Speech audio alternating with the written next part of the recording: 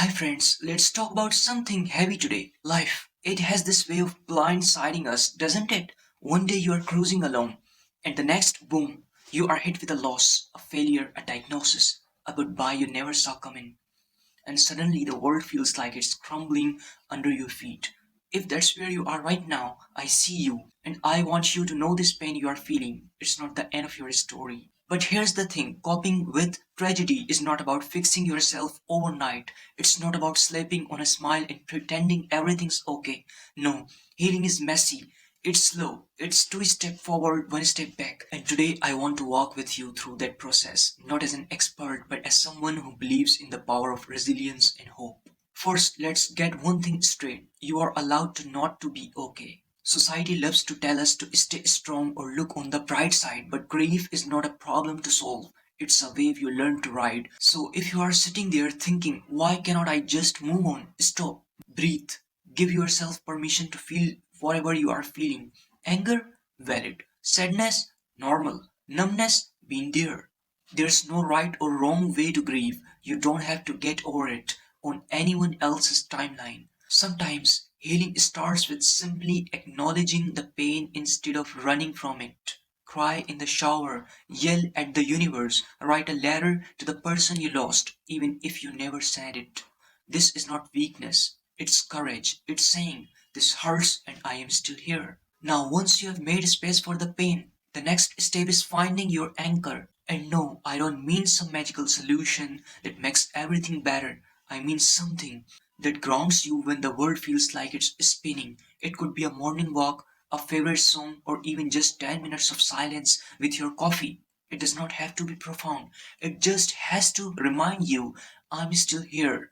Your anchor could be a person, a memory, or even a small ritual that brings you comfort. Whatever it is, hold on to it. Let it be your reminder that even in the darkest moments, there's something worth holding on to. But here's the hard truth, you cannot do this alone. I know.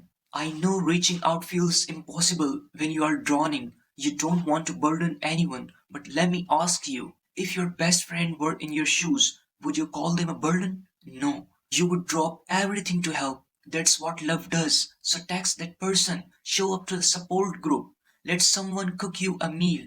Connection is not a luxury, it's a lifeline.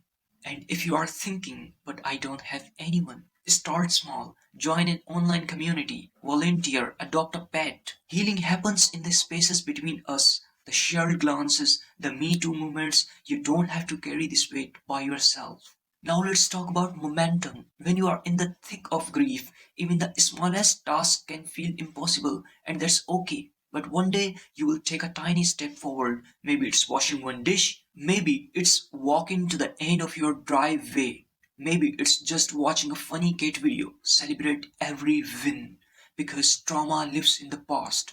But action, no matter how tiny, pulls you back into the present, and the present is where life happens. Time does not heal all wounds, but it does change them. The age softens, the memories become bittersweet instead of brutal. One day you will realize you laughed without guilt. You will catch yourself humming a song. You will wake up and want something again. It will not mean you're over it.